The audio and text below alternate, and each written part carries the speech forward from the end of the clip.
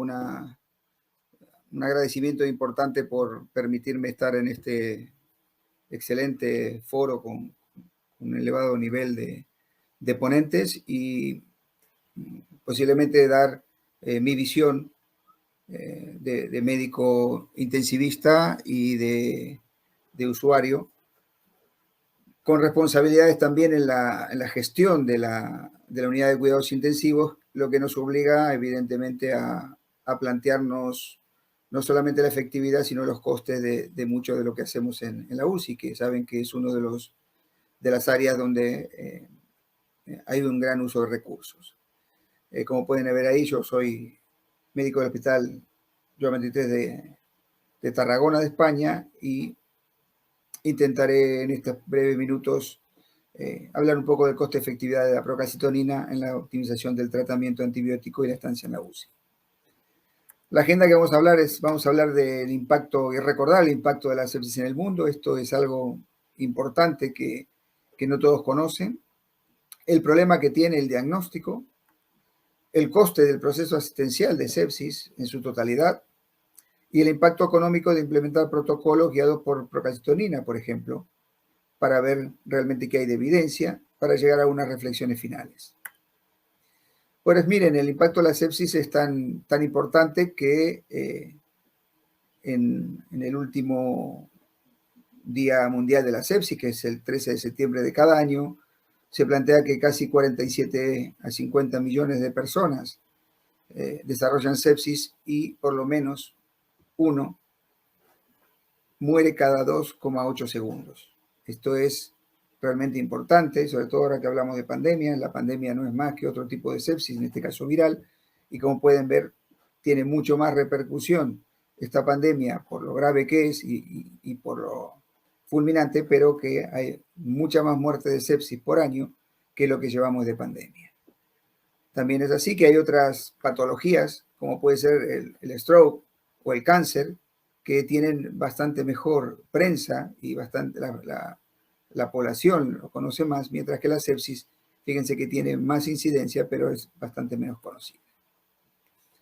Recientemente, en el último informe de la Asociación Mundial de la Salud, fíjense que se considera de una incidencia de sepsis de 189 por cada 100.000 personas, con una mortalidad global de casi 3 de cada 10 personas, y fíjense que en la UCI casi 4 de cada 10 personas. Esto lleva a que hay casi 11 millones de muertes relacionadas por año con la sepsis.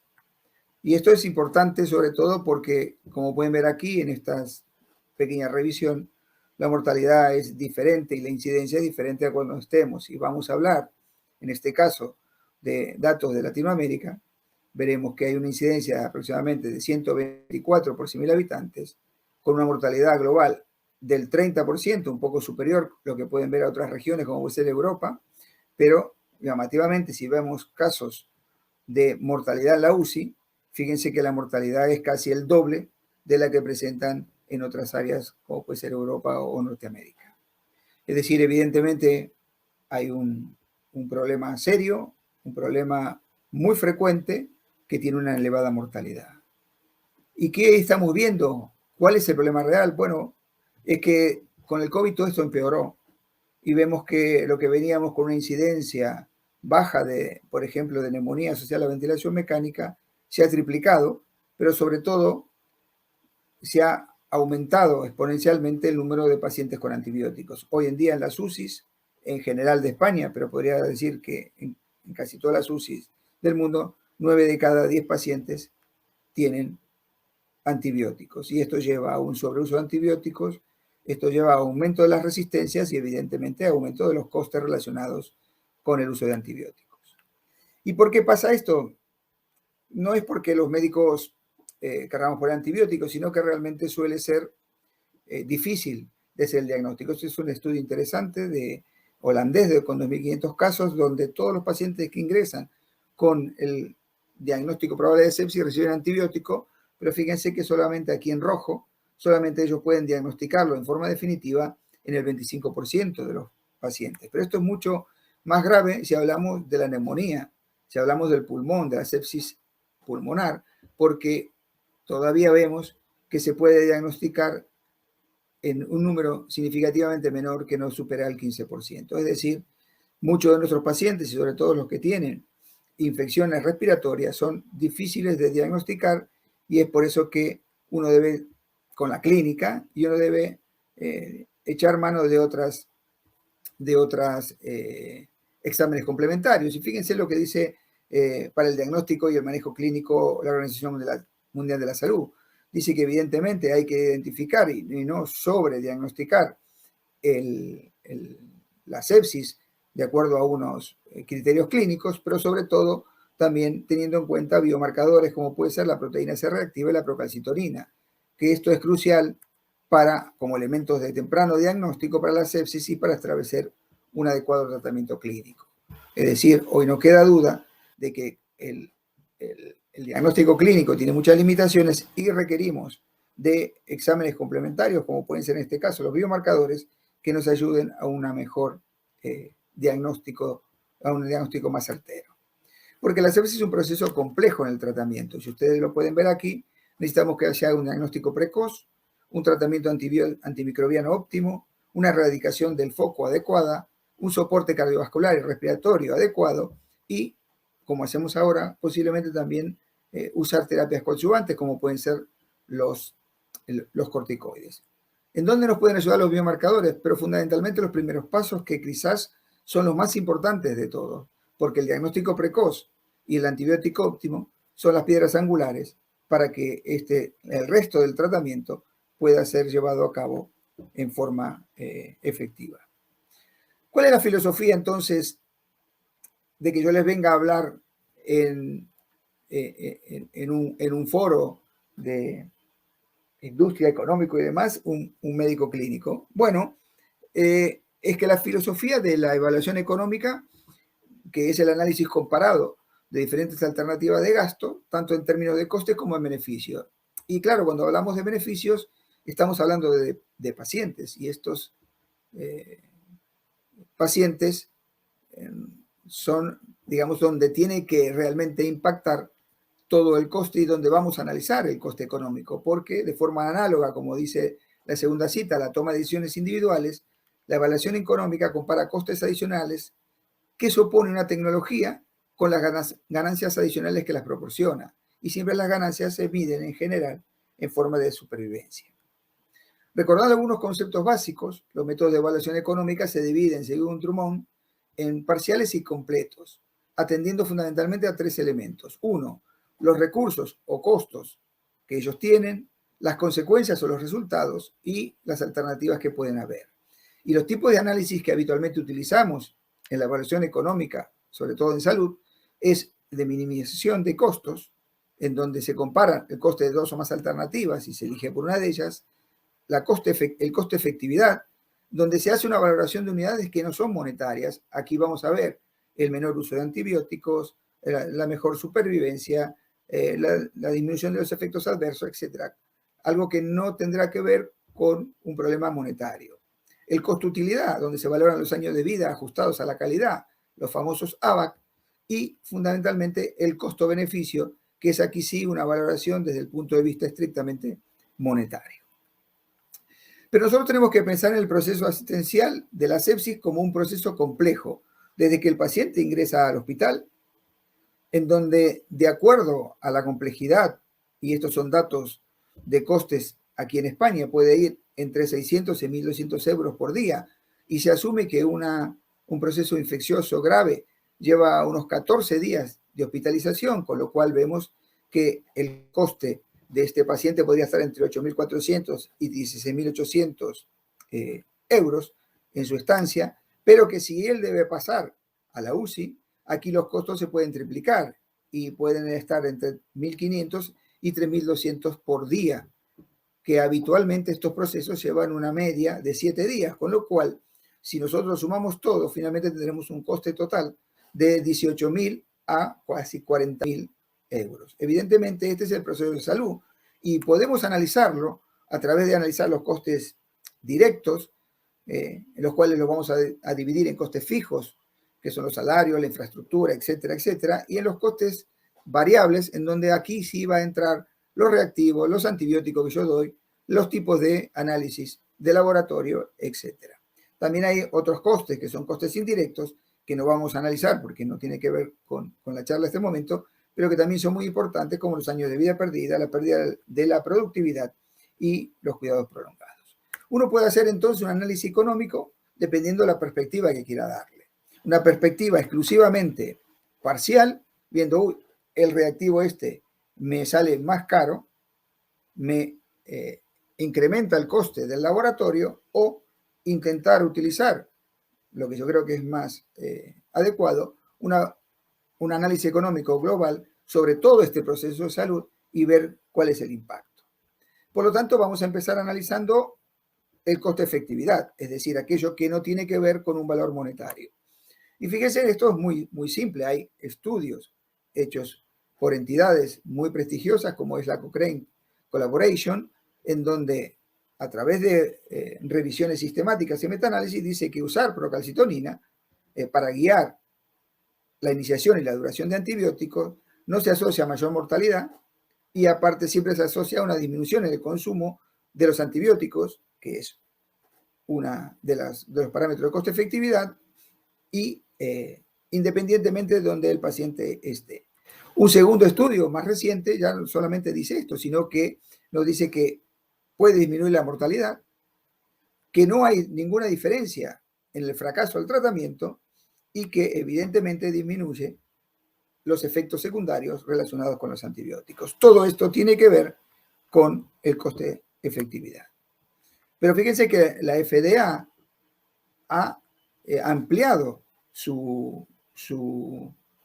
la función y la utilización de la procalcitonina desde solamente el diagnóstico hasta para iniciar y frenar el tratamiento, y no solamente en la infección respiratoria, sino también en los pacientes con sepsis. Con lo cual, vemos que aquí hay otra forma más de plantear que esto se asume porque los estudios, como dicen aquí en la parte inferior, que han probado esto, vieron que esto era efectivo y que no tenía ninguna complicación de la seguridad para los pacientes. Y finalmente, como podemos ver aquí, si uno hace una reducción en los días de estancia, los pacientes que tienen un protocolo guiado por procalcitonina generalmente tienen entre 2 a 4 días menos de estancia. Si solamente sumamos esto en el costo que nos ahorramos, posiblemente a la coste-efectividad también tenga que llamarse coste-beneficio. Por lo tanto, hasta ahora vemos que claramente, y no hay duda de que un protocolo de procalcitonina es coste-efectividad. Pero evidentemente hay que comprar el reactivo. Entonces ahora veremos si esto, aparte de ser coste-efectivo, es costo-benéfico. Y este es un estudio que quise traer, dado que es hecho ahí en vuestro país, en México. Este es un estudio en donde se comparan los costos de la población general con lo del seguro social y con lo que se aporta en cada uno de los casos. Aquí fíjense que está el valor de procalcitonina y dice de los 161 individuos estudiados, estos son los principales resultados, 115 tenían todas las procalcitoninas negativas, con eso se descartó sepsis y se evitó, evidentemente, empezar tratamientos antimicrobianos y el sobreuso de antibióticos. El promedio de estancia fue 11 días en general del hospital. El coste de antibióticos, como ustedes lo pueden ver ahí, fue de 373.000 pesos, y el costo del subsidio por estancia hospitalaria fue de 62.677, como se ve en la tabla. Ellos concluyen de que procalcitonina puede reducir el gasto generado por la aplicación innecesaria de antibióticos y la duración de la misma en cerca de 266.000 pesos. Y esto es muy importante. Y aparte, puede reducir la estancia hospitalaria en casi 1.000 días. Esto lleva un ahorro de casi 30 millones de pesos en estancias prolongadas. Como ven, evidentemente, no solamente parece que hay una coste-efectividad, sino que el coste-beneficio también es importante. Otro estudio, este es un estudio brasilero, donde fíjense que aquí lo que vemos es que hay un grupo que se hace, es un pequeño grupo, pero sirve como estudio piloto, y un grupo tiene procalcitonina y a través de esto seguía el tratamiento antibiótico y otros el grupo control. Cuando vemos, a pesar de haber sumado casi 9.000 euros de los kits de procalcitonina, fíjense que finalmente el ahorro es de casi 400 euros por paciente. Esto dice que evidentemente esta coste-efectividad hace que el protocolo y el uso de procalcitonina sea coste-beneficio también. Y finalmente aquí tenemos otro estudio. Este es un estudio que muestra cuánto se puede ahorrar. Aquí vemos un protocolo de procalcitonina respecto de uno usual, y como ven, cuando el valor respecto en el hospital y en el servicio de emergencia, fíjense que hay un ahorro de casi 696.000 pesos, y cuando lo vemos esto para la UCI, de 73.000 pesos. Evidentemente, cuando hacemos estudios de costo-beneficio, también salen favorecidos. Y otro estudio más en donde los costos aparecen antes de aplicar un algoritmo y después de aplicar un algoritmo de procalcitonina, y otra vez, tanto en la UCI como en los casos que no son UCI, hay un ahorro significativo en este caso de euros, en los grupos que aplican un protocolo, en los pacientes que aplican un protocolo guiado por procalcitonina. Y finalmente nos queda la minimización de costos. Estos hay menos estudios, pero este es interesante, donde ellos ven que este es un estudio alemán, donde hay dos formas de tratar a los pacientes, una que ellos consideran cara o costosa, que sale 715 euros por día, y otra que la consideran más barata, que sale 51 euros.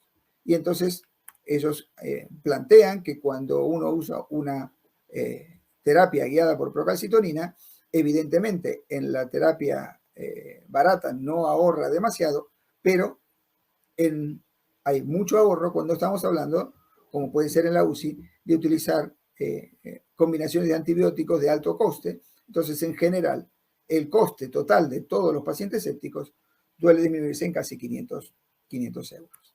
Por lo tanto, y ya para terminar, para dejar paso a las preguntas, si es que hay. Bueno, miren, la implementación de un protocolo de optimización del tratamiento antibiótico con procalcitonina se muestra eficaz y seguro para los pacientes. Y esto creo que es un mensaje muy importante que los hospitales y las empresas tienen que tener claro. Primero, los pacientes están bien tratados y no se aumenta el riesgo. La evaluación económica de los procesos en salud deberían considerar el impacto sobre la sociedad más que los costes aislados. O sea, debería haber un análisis global de la salud, de cómo salen nuestros pacientes, más que análisis parciales sectorizados, por ejemplo, por el coste del laboratorio o el coste de farmacia. La implementación de protocolos que incluyan procalcitonina en la optimización del tratamiento, como vimos, resulta ser coste efectiva y costo beneficiosa. Por lo tanto, creo que es una medida que nos ayuda mucho, sobre todo en estos momentos de un uso desmedido de antibióticos por la pandemia, a seguramente optimizar claramente nuestro tratamiento antimicrobiano. Muchas gracias por su tiempo, y solo terminar con dos frases. Esto es una frase de hace ya más de 400 años. Es de necio confundir valor y precio.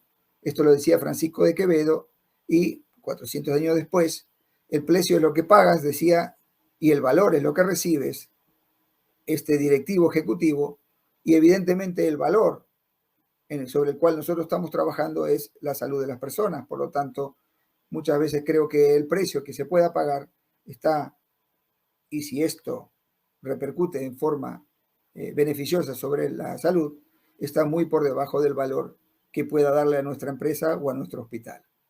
Por lo tanto, muchas gracias por su tiempo, y quedo para si hay preguntas. Voy a dejar de compartir la pantalla.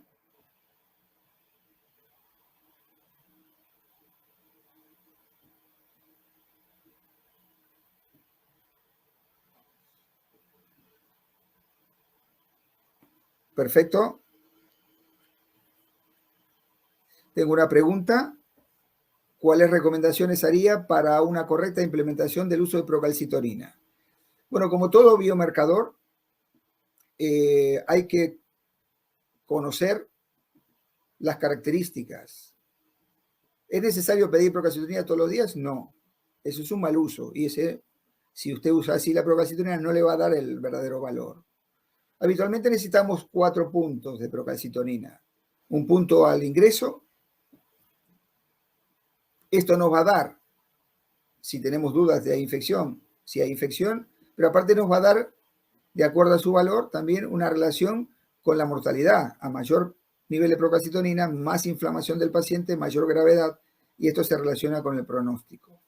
Segundo, vamos a pedir una segunda procalcitonina a las 24 horas si tenemos dudas, y vamos a ver la cinética. Si la procalcitonina va elevándose, y estaba en varones limítrofes, pero se va elevando, esto me hace pensar a mí más en que hay un proceso séptico por el medio que debo yo estar viendo muy precozmente y por eso aún no se ha elevado. Tercero, al tercer día o el cuarto día del tratamiento antibiótico, porque con esto yo tengo que considerar y encontrar que la procalcitonina ha disminuido respecto al valor inicial. Si esto no pasa, tengo 2 problemas. Uno, o estoy dando un antibiótico inadecuado o tengo un foco no drenado. Y esto es una información interesante, mucho antes que puedan llegar los cultivos, de cómo está mi terapia antibiótica impactando en mi paciente. Y finalmente, entre el día 7 y el día 8, otra procalcitonina para retirar el tratamiento antimicrobiano. Es decir, con 4 uno tendría que tener más que de sobra para poder manejar adecuadamente y optimizar el tratamiento antimicrobiano. Evidentemente, uno debe conocer las limitaciones que tiene, los falsos positivos, los falsos negativos, pero eso se va creando con el uso y con acostumbrarse a la interpretación de los valores de la procalcitonina. ¿Alguna otra pregunta más?